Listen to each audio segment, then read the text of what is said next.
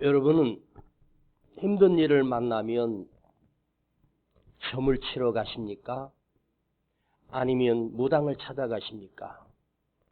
여러분 힘들고 어렵고 미래가 예측할 수 없을 때 우리 대한민국에 새해가 되면 점을 치러 가거나 타로점을 보거나 철학관을 가서 사주팔자를 풀어보거나 하는 인구가 대한민국 5천만 가운데 놀랍게도 50%가 넘는다고 합니다. 점쟁이들이 1년에 벌어들이는 돈이 무려 4조 5천억을 벌어들인다고 합니다. 어마어마한 수치, 사람들의 주머니에서 점을 치거나 구슬하고 무당을 찾아가 내는 돈이 무려 1년에 5조 원이라고 하는 어마어마한 돈을 지출하면서 인간들은 무당을 찾아가고 점쟁이를 찾아갑니다. 그 이유를 물어봤더니 미래가 불안해서요, 앞길이 캄캄해서요, 뭐라도 좀 해결해 보려고 무당을 찾아가고 점을 치러 갑니다. 그러나 우리는 문제가 있든 없든 우리는 언제나 나의 문제를 끌어안고 내가 어떻게 이겨냅니까? 하나님 앞에 나가 하나님 앞에 가서 엎드려 나의 문제를 고하며 하나님 앞에 아뢰며 기도합니다. 자, 여러분, 내가 하나님 앞에 나가 하나님 앞에 엎드려 주의 이름을 부를 수 있다는 것은 당연한 것처럼 보여지지만, 당연히 기도한다고 생각하지만 사실은 당연한 것이 아닙니다. 우리 성도가 하나님 앞에 엎드려 기도하는 것은 당연한 일이고 그래야 하지만, 또한 내가 믿음이 있어서 믿음이 좋아서 하나님 앞에 부르짖으면 응답받을 수 있다는 믿음으로 기도할 수도 있습니다.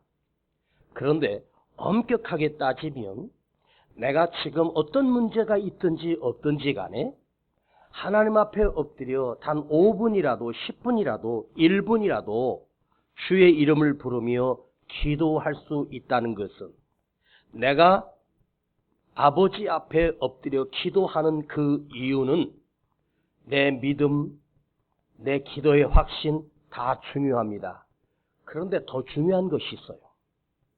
내가 하나님 앞에 나가 엎드려 기도할 수 있는 것은 사실은 내가 하나님의 다스림 속에 살고 있기 때문입니다. 내가 하나님의 자녀가 되었다는 증거입니다.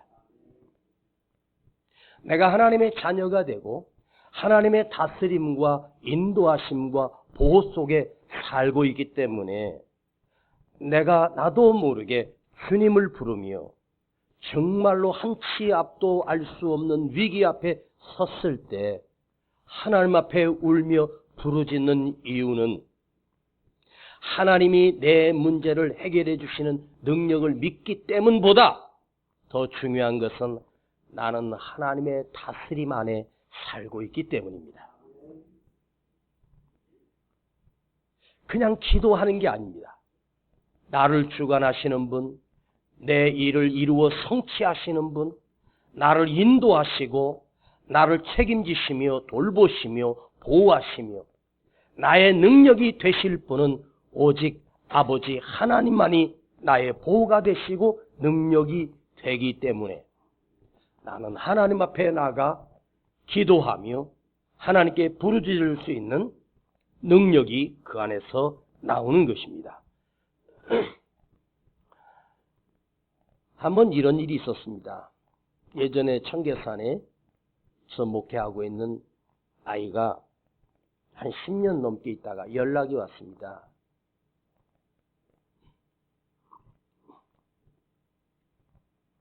그때 저에게 세례를 받았는데요, 세례 증명서를 발급해달라고 연락이 왔습니다.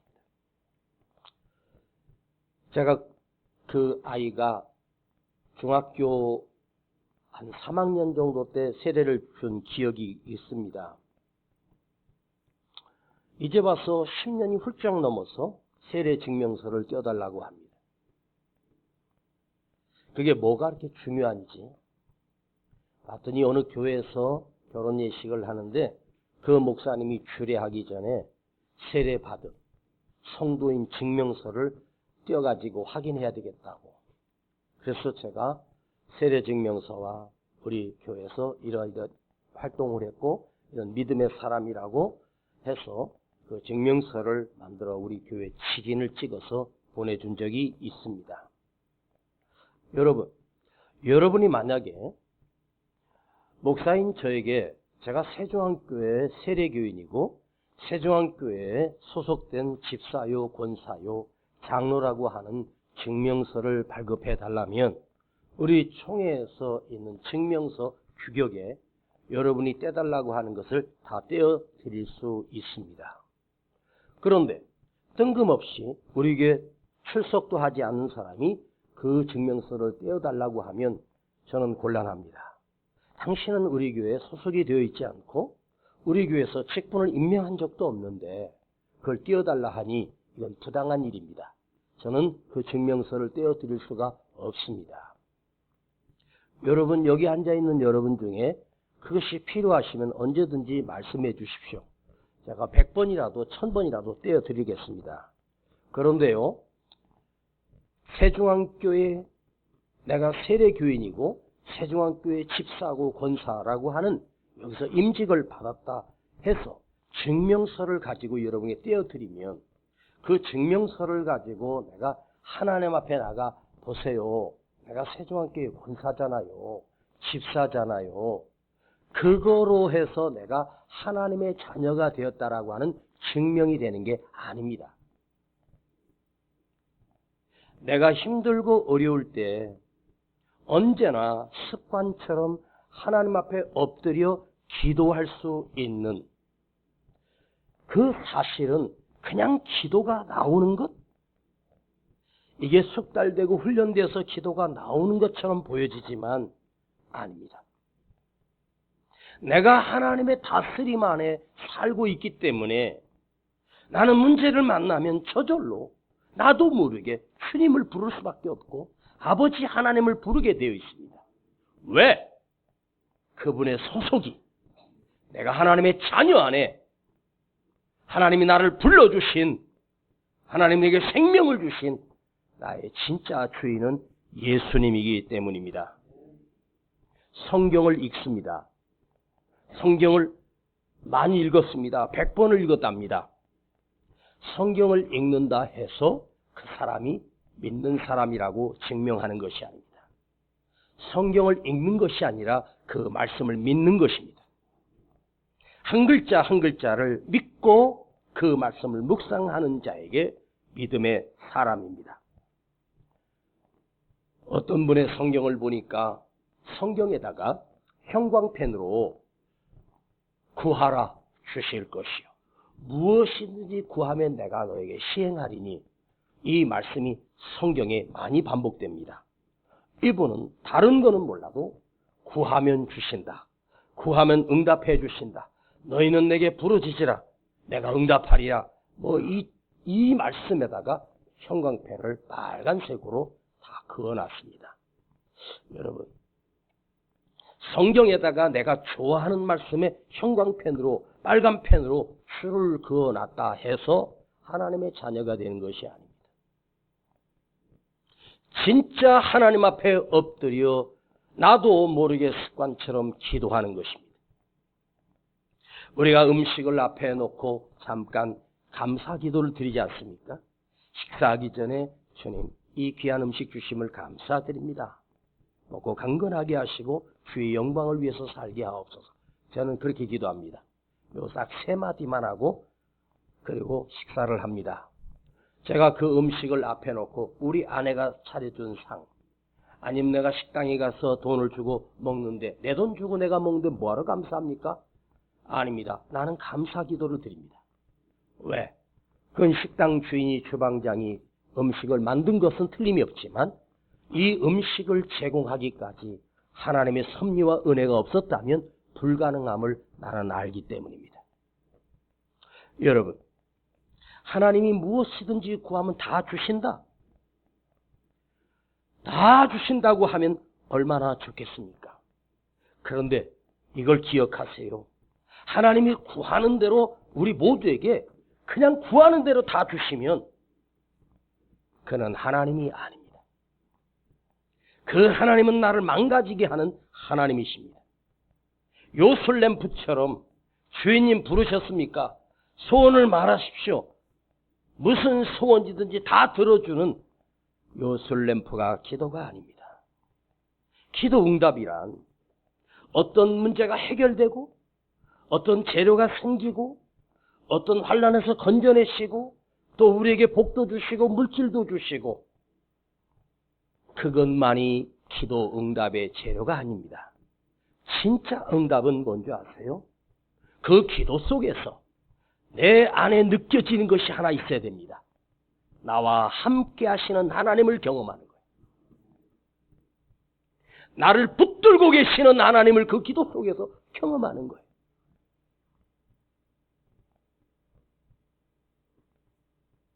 그 문제 속에서도 그 기도를 끝난 후에 사건은 그대로 있고 문제는 그대로 있는데 내 안에서 주님이 주시는 평안이 넘치는 거야.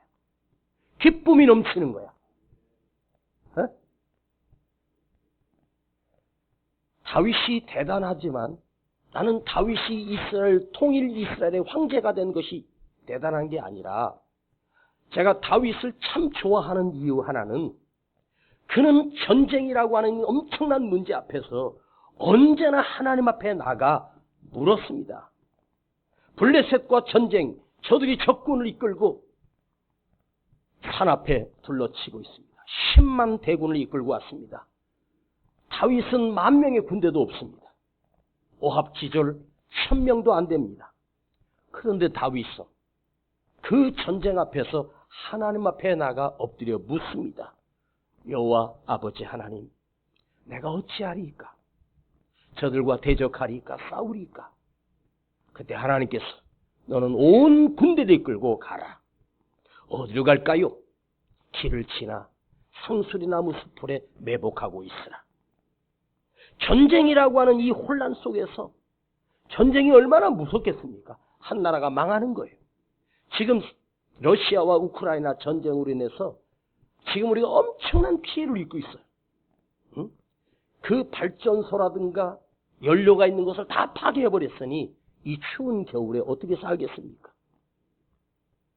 전쟁하면 나라 망하는 거잖아요. 그런데 다윗은 그 전쟁 앞에 마음이 평안합니다.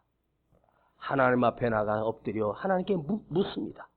거기에 답이 있고 그 하나님 말씀하신 그대로 그 전쟁에서 이기게 하셨고 승리하게 하셨습니다. 다윗이 위대한 이유는 왕이 아니라 그 촛불이 그냥 풍전에서 꺼지기 직전인 위기 가운데도 하나님 앞에 나가 기도하면 하나님이 방법을 주셨고 이기게 하셨고 승리를 주셨습니다.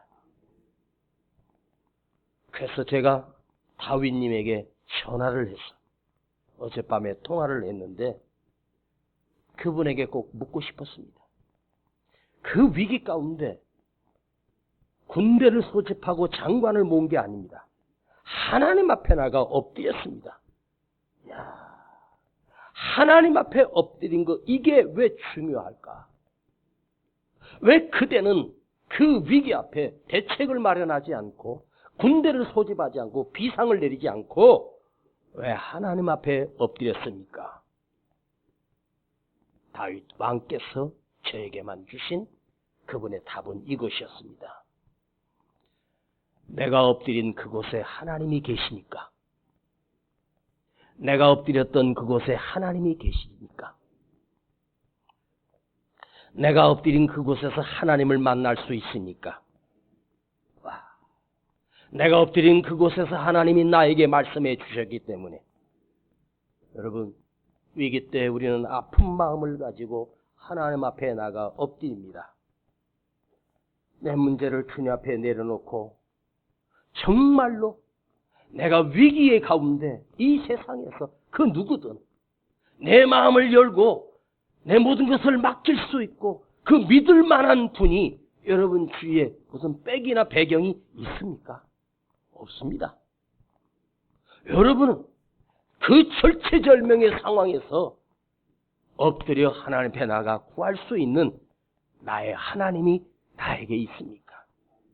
너의 하나님이 아니라 우리의 하나님이 아니라 우리 교회의 하나님이 아니라 나의 하나님이 나에게 있냐 이것입니다. 그분은 전능자이십니다. 만물을 창조하신 하나님이십니다. 그 하나님이 내가 엎드릴 때 그곳에 하나님이 계십니다. 그 울고 있는 그 장소에 하나님이 와 계십니다. 주님을 부르면 주님이 오셔서 나를 어루만져 주십니다. 그래서 나는 예수 그리스도의 여호와 아버지 하나님의 다스림을 받는 하나님의 자녀입니다. 새해가 돼서 우리 성도들에게 목사님이 해주고 싶은 선물은 하나님의 말씀으로 은혜를 주고 싶고 내 가슴에서 밤을 새며 정말로 이 그냥 지나가는 이 성경 구절 하나하나를 씹어내며 말씀을 묵상하며 우리 주일날 우리 성도들이 힘들고 지쳐 와서 이 말씀을 듣고 얼마나 힘을 얻을까? 얼마나 평안이 임할까? 얼마나 행복할까? 그 아픔 속에서 이 말씀이 나를 건져내시고 위로해 주시고 능력이 돼 주시는 이 말씀. 그래서 최선을 다하여 하나님의 말씀을 묵상합니다. 여러분, 목회라고 하는 것, 설교한다는 것 쉬운 것 같지요? 아닙니다. 참 어렵습니다. 인간의 힘으로 목회하거나 인간의 힘으로 강단에서 설교할 수 있는 능력이 나오는 게 아니에요. 경험으로 나오는 게 아니에요. 하나님께서 말씀으로 나를 붙들어 주지 아니하면 한마디도 하나님 말씀이 안 나와요. 여러분에게 한번 물어보겠습니다. 여러분의 인생에 하나님의 복이 있기를 축복합니다. 그런데 하나님이 주시는 그 복은 무엇일까? 돈일까? 건강일까? 세상의 성공일까? 참으로 시시한 일입니다. 내가 위기에 있을 때, 내가 어려움 속에 있을 때, 내가 문제를 가지고 하나님 앞에 나갈 믿음이 내 안에 있고 하나님의 다스림을 내가 인정하고 하나님의 영적인 보호막 속에 내가 있다는 사실을 알고 그 문제를 가지고 엎드려 기도할 수 있는 것이 내 인생의 가장 큰 복입니다. 여러분, 전능하신 하나님, 그 도우시는 하나님, 그 능력의 하나님을 여러분 인생을 사는 동안에 평생에 보험을 하나 들어놓으십시오. 믿음의 보험입니다. 하나님이 나를 지키신다. 책임져 주신다. 보호해 주신다. 동행해 주신다. 내가 아파서 엎드려 하나님 앞에 울며 구하면 매일매일 내 삶에 나도 모르게 평안과 기쁨이 넘치고 지금까지 이겨내왔습니다. 여러분이 내가 엎드린 그곳에서 주를 부르면, 아버지여 부르면 그 하나님이 여러분에게 오셔서 내가 여기 있느니라 두려워하지 말라. 여러분, 에덴 동산이 왜 그렇게 아름다운 곳인지 아십니까? 에덴 동산의 그 풍경은 기가 막혔을 것이고 에덴 동산에는 없는 것이 없고 온 인간이 살아가는 모든 것이 열매나 다 풍성한 곳이 바로 에덴 동산이었습니다. 그런데 에덴 동산은 아담과 하와가 옷을 입지 않았어요. 다 발가벗고 살았어요. 그런데 죄를 짓고 나서 그들이 풀로 나뭇잎으로 부끄러움을 알기 시작합니다. 그런데 하나님께서 가죽으로 그 옷을 만들어 입히십니다. 하나님께서 쳐내시지 않고 그 선악과를 먹은 그들을 옷을 만들어 입히십니다. 그런데 하나님이 가죽으로 옷을 만들어 입혔지만 행복했을까? 여러분, 무엇을 입고 무엇을 먹어서가 아니라 죄로 인하여 하나님의 은혜가 끊어졌습니다. 에덴 동산이 아무리 아름답고 아무리 소중한 곳이었지만 죄를 짓는 순간에 그 에덴 동산은 지옥으로 바뀝니다. 수치심으로 가득 찹니다. 저는 에덴 동산의 아담과 하와가 선악과를 먹기 전에 늘 하나님과 만났습니다. 늘 하나님의 얼굴을 보았습니다. 그 동산에 하나님이 언제나 계셨습니다. 저는 에덴 동산이 아름다운 자연과 모든 것이 다 있어서가 아니라 에덴 동산인 이유가 하나님이 함께 계셨기 때문이다. 여러분 삶에 에덴 동산을 다시 회복할 수 있기를 축복합니다. 그리고 나와 함께 하시는 하나님을 경험하며 그분이 내 손을 붙들고 계시고 내 등에 손을 대시며 재촉하시고 함께 가자 하시는 그 주님이 여러분과 날마다 동행하는 복이 있기를 축복합니다. 설교 끝난 거 아니고 이제부터 시작합니다. 아직 20분 남았습니다. 굉장히 중요한 메시지입니다. 여러분, 솔직히 말하면 근심 없는 사람, 걱정 없는 사람 여기 있을까? 한 분도 없습니다. 우리 삶에 매일매일 어쩌면 방황하고 혼란스럽고 두렵고 불안합니다. 그런데 왜 내가 불안하고 두렵고 내가 해결해야 되고 내가 넘어야 되고 그렇게 허덕이며 살 수밖에 없을까? 이유는 단 하나입니다. 내가 엎드리면, 내가 무릎 꿇어 기도하면 거기 하나님이 계셔야 할 하나님이 안 계시기 때문입니다. 내 삶에 계신 하나님이 계시는 인생은 그 문제가 생기면 다윗처럼 하나님 앞에 엎드릴 수 있는 능력이 당연히 저절로 나옵니다. 이 말씀을 들어도 여러분은 문제가 있어도 내 방법으로, 내 삶으로, 내 힘으로 해결하려고 날마다 발버둥 칩니다. 카페나 어디를 가면 A4 용지에다가 와이파이 번호를 적어 놓습니다. 뭐 영어로 앞에 했다가 뒤에 00008888 뭐 이렇게 해 놓습니다.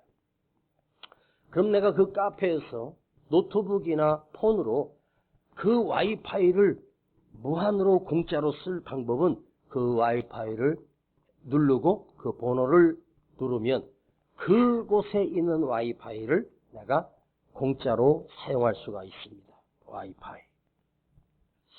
자, 그런데 그 와이파이가 있으므로 무제한으로 동영상이고 정보를 다 공유할 수 있습니다. 그런데 와이파이가 연결되어 있지 아니하면 내 폰 요금으로 계속해서 부과가 될 수밖에 없습니다. 자, 그런데 하나님의 영적인 와이파이는 어디에 가면 이 교회에 들어오면 하나님의 영적 와이파이가 내게 자동으로 연결되고 나가버리면 끊겨지는 것이 아닙니다. 그 와이파이는 내가 있는 곳에 하나님의 영적인 와이파이는 나를 평생을 따라다닙니다. 늘 나와 함께합니다. 하나님의 말씀을 들을 때도 하나님의 말씀이 들려지고 깨달아지고 내 안에서 감동이 일어나고 아멘이 절로 나오고 고백이 절로 나오는다는 사실은 하나님의 영적인 말씀의 와이파이에 내가 지금 잡혀있고 붙들려 있기 때문에 가능한 거예요. 여러분이 똑같이 이 공간에 같이 앉아 있어도 이 시간이 지겹게 느껴지는 사람도 있을 것이고 왜 이렇게 설교가 기냐고 불평하는 사람도 있을지 몰라. 그러나 어떤 분은 그 30분의 설교가 5분처럼 3분처럼 너무 오묘하고 달게 느껴지는 분도 있을 것입니다. 여러분, 내 삶에 하나님과 연결되는 영적 와이파이가 연결되어 있는가? 아브라함이 흉년이 들었는데 애굽으로 흉년을 넘기 위해서 갔습니다. 보통 한 5, 6년, 7, 8년 그 가나안 땅에 흉년이 들면 먹을 것이 없습니다. 온 사람들이 다 이집트로 내려갑니다. 아브라함도 그 틈에 같이 보따리 싸들고 애굽으로 내려갑니다. 그러나 두려웠습니다. 내 아내가 너무너무 아름다워서 혹시라도 그 당시에 남자들이 능력 있는 사람들이 그 여자가 이쁘다고 취하면 남편을 죽여버리거든요. 아브라함은 애굽으로 내려가는데 불안했습니다. 두려웠습니다. 자, 지난주에 말씀드렸습니다. 아브라함이 애굽에 가서 거기서 사는 동안 아브라함을 지배하고 있었던 것은 두 가지였습니다. 두려움과 거짓이었습니다. 두려움과 거짓. 자기 아내 사라에게 여보 당신 너무 이쁘니까 그곳 사람들이 당신을 갖다 예쁘다고 데려갈 텐데 내가 남편인 걸 알면 나 죽일 거야. 그러니까 여보, 지금부터는 당신은 내 동생이다. 사실 동생이었거든요. 그러니까 너는 내 누이야. 입을 맞춘 거예요. 거짓말을 해요. 살아보겠다고. 목숨 하나 건져보겠다고. 아내는 빼앗겨서 누구랑 살든 상관없고 나는 목숨을 건지겠다고 아브라함이 거짓말을 합니다. 자, 놀랍게도 믿음의 사람 아브라함도 애굽으로 내려가면서 하나님의 영적인 와이파이가 끊어져 버리고 내 생각과 내 방법으로 내 거짓말로 얼마든지 이길 수 있다고 이집트로 내려갔습니다. 아내를 팔아서 소떼도 얻고 양떼도 얻고 부자가 됐습니다. 애굽의 바로왕이 그 아브라함의 누이 동생이 너무 예쁘니까 그 여자를 내 여자로 받아들이려면 그 오빠인 아브라함에게 선물을 줘야 되거든요. 후대를 해줬습니다. 왕의 식사 자리에도 함께 먹을 수 있는 권력이 생겼습니다. 그런데 그 바로가 사례를 들여 첫날 밤을 같이 치르려고 하는 그날 하나님께서 나타나셨습니다. 열국의 어미가 될 사례를 이방의 바로가 그 몸을 더럽히면 되겠습니까? 아브라함은 두려움과 거짓 속에 내 생명은 지킬 수 있다고 생각을 했습니다. 분명히 아브라함이 거짓말했고 자기 술수대로 살았는데 하나님은 아브라함을 치신 것이 아니라 바로를 치셨습니다. 재앙을 내렸다라고 하는 이 단어는 그날 밤 하나님께서 바로를 거의 죽였다가 살린 겁니다. 벌벌벌벌 떨면 네가 어찌하여 나에게 거짓말했냐고 여기 계속 어찌하여가 몇 번 반복됩니다. 보통 같으면 내가 바로라 해도 저놈을 잡아들여라. 당장 목을 쳐라. 하고 사형 선고를 내려도 상관없습니다. 네가 감히 나를 속여? 그런데 이 바로가 아브라함에게 하는데 부탁하는 언어입니다. 어떻게 해서 나를 속였냐? 왜 거짓말을 했어? 그게 뭘 필요해? 자, 여기서 하나님이 그 밤에 바로에게 나타나셨어요. 그럼 바로의 하나님이기 때문에 하나님이 바로에게 나타나신 게 아니에요. 아브라함의 하나님이시기 때문에 바로에게 나타나서 경고하시는 거예요.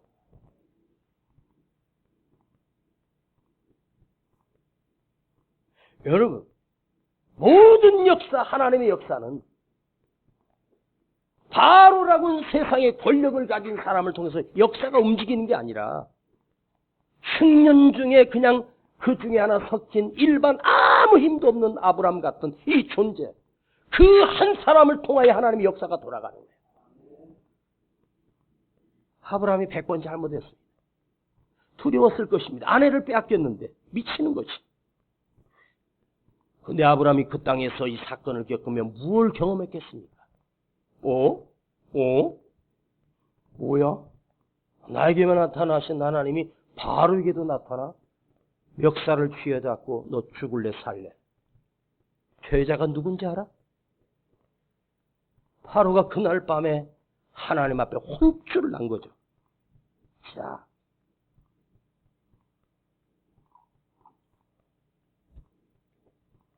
내가 그 일을 겪었다 해도 바보가 아닌 이상 딱 내 입에서 이 말이 나올 것 같아요.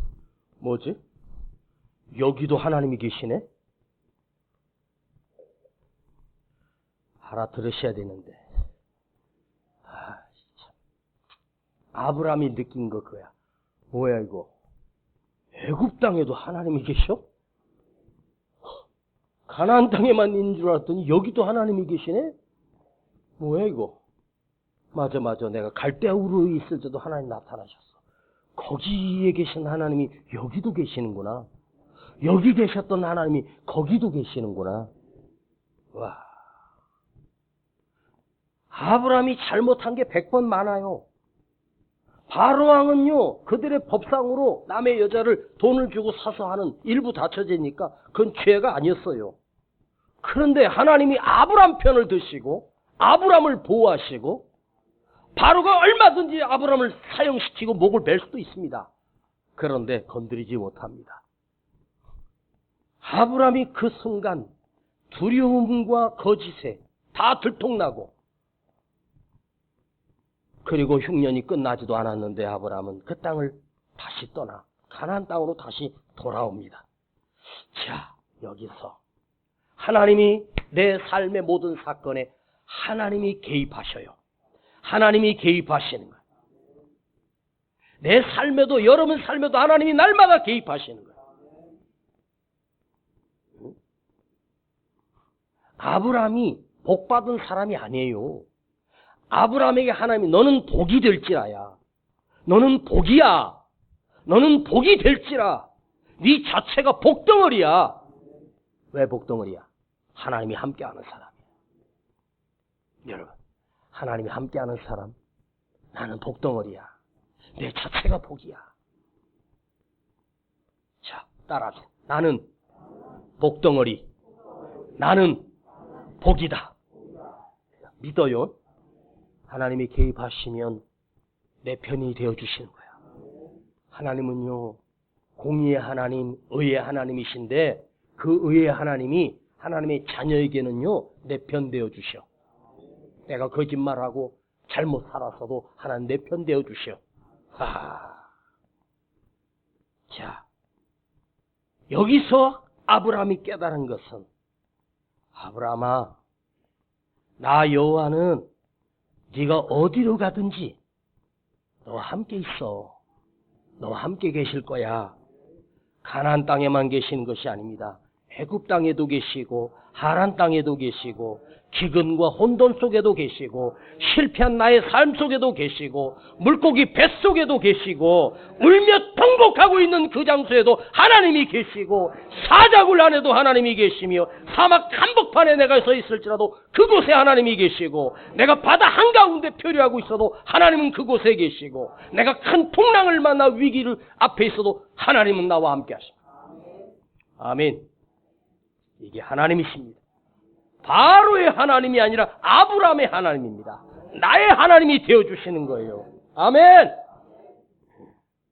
하나님은 아브라함에게 너 왜 거짓말했어? 너 왜 두려워 벌벌 떨어? 단 한 번도 묻지 않았습니다. 그냥 내 편 되어주시는 거예요. 참, 어떻게 보면 아브라함 입장에서는 진짜 좋은 하나님인데 바로 입장에서 나쁜 하나님입니다. 왜? 여러분, 이게 성경입니다. 바로의 하나님이 안 되어주셔요. 하나님은 내 하나님이 되어주시는 거예요. 왜? 내가 이뻐서? 내가 잘나서? 내가 의로워서? 내가 믿음이 좋아서? 아니에요. 하나님이 내가 태어나기도 전부터 너는 내 거야 하고 불러주셨기 때문에. 여러분, 아들이 죄를 짓고 해도요, 엄마는 아들 편입니다. 엄마는 늘 자식 편입니다. 그렇게 온갖 죄를 졌어도 엄마는 네 편 될 거야.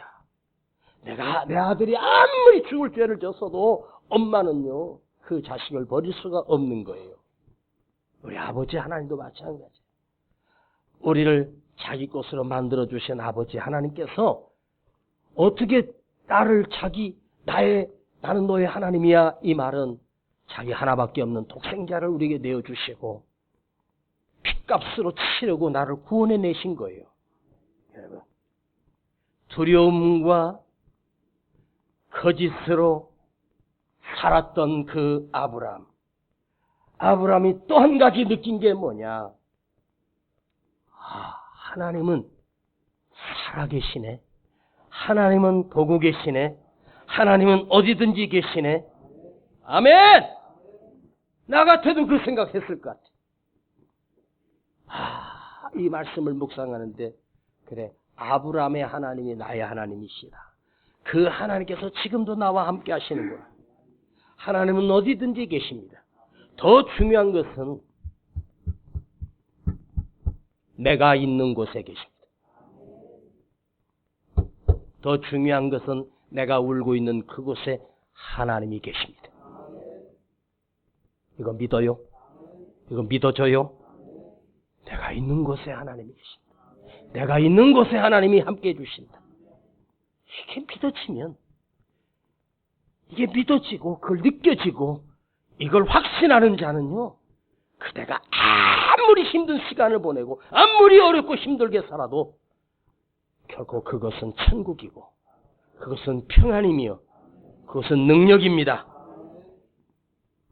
너가 어디 있든지 내가 너와 함께 할 거야. 그리고 아브라함이 보따리를 싸들고 흉년이 아직 안 끝난 가나안 땅에 돌아올 때 하나님이 아브라함에게 이렇게 말씀하셨답니다. 이게 모세오경인데요. 모세가 한참 지난 옛날 이야기라 이걸 빼먹었답니다. 여기 18절과 17절, 19절과 20절 요 사이에 제가 꼭 써놓고 싶은 성경 구절이 하나 있는데, 투덜투덜 두려운 마음으로 부자가 돼서 돌아온 아브라함에게 하나님이 너 소떼 많아져서 약대 많아서 좋으냐? 아니요. 하나님이 아브라함에게 이렇게 물으셨던 것 같아요. 너 나 믿니? 너 나 믿니? 이렇게 물었답니다. 여러분, 위기를 벗어나서 너 나 믿니가 아니라 평생에 너 나 믿니? 나는 주를 믿어요. 나는 주님을 믿어요. 아버지 하나님을 믿어요. 기도하십시다. 아버지 감사합니다.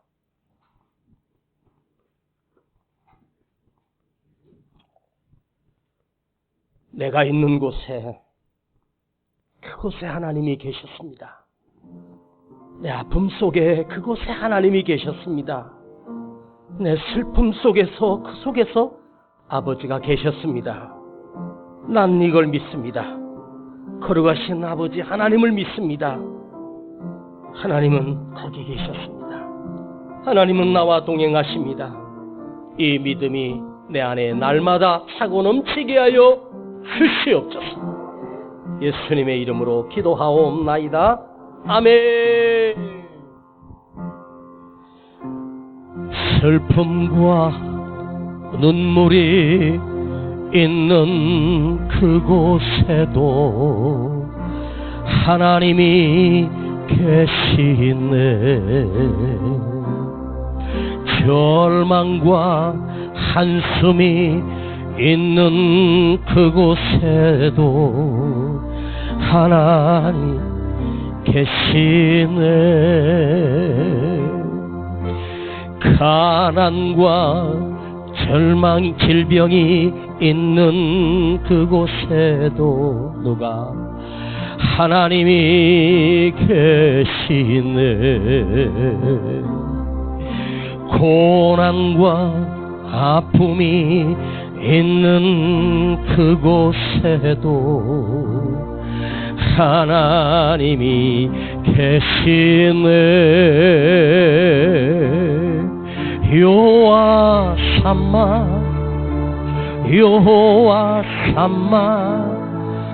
하나님이 거기 계시네. 이 시간 하나님 앞에 예물 드립니다. 여호와 삼마, 여호와 삼마, 하나님이 거기 계시네. 엘샤다이 하나님이 거기 계시네. 여호와 니시 하나님이 거기 계시네. 여호와 샬롬 하나님이 거기 계시네. 하나님이 거기 계시네. 여호와 삼마, 여호와 삼마, 하나님이 여기 계시네. 여호와 삼마, 여호와 삼마, 하나님이 여기 계시네. 엘샤다이 하나님이 거기 계시네. 승리의 하나님이 여기 계시네. 평안 여호와 샬롬 하나님이 거기 계시네. 하나님이 거기 계시네.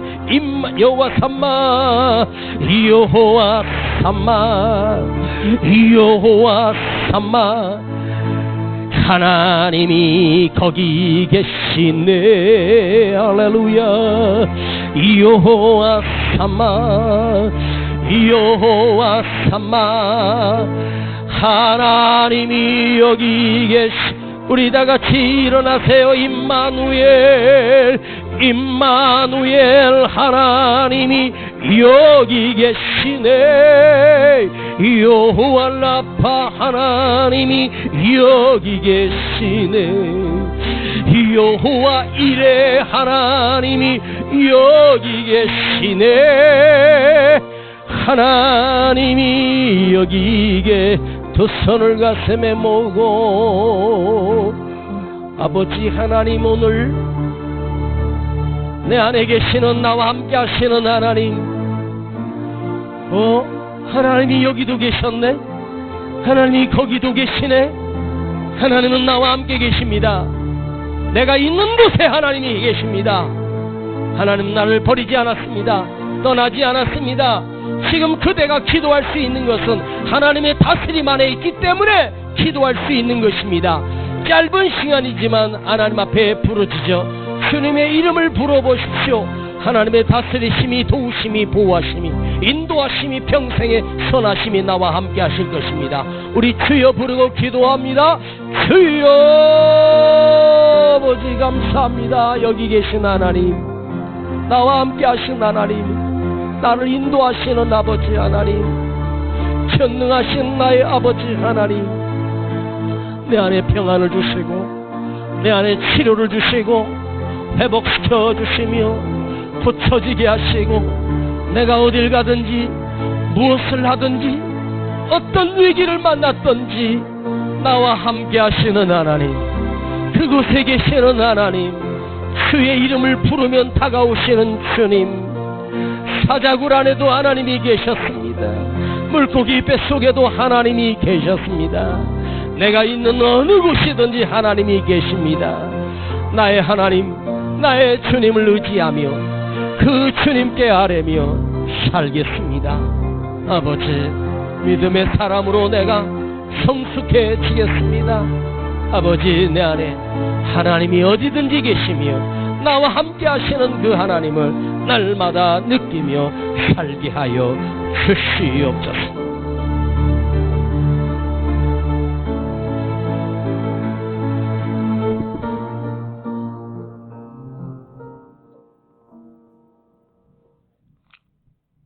이 시간 아파서 왔습니다.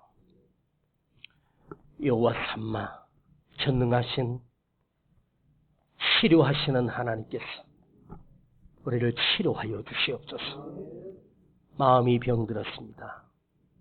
불안하고 두렵고 무섭고 떨리며 앞이 캄캄합니까? 아버지 하나님이 나의 길이 되어주시고 그 안에 평안을 주시고 기쁨이 회복되게 하옵소서. 주님, 물질로 인하여 어려움을 당하고 있습니까? 아버지, 부자이신 아버지, 모든 것을 가지신 아버지 하나님께서 나의 필요를 채워주시고 풍성하게 하시며 넘치게 하시옵소서. 여기 어려운 중에 드려진 예물, 우리 성도들 힘들어도 10의 1을 구별하여 드리는 믿음을 주시고 주님 앞에 기꺼이 헌신하는 손길들을 기억하시옵소서.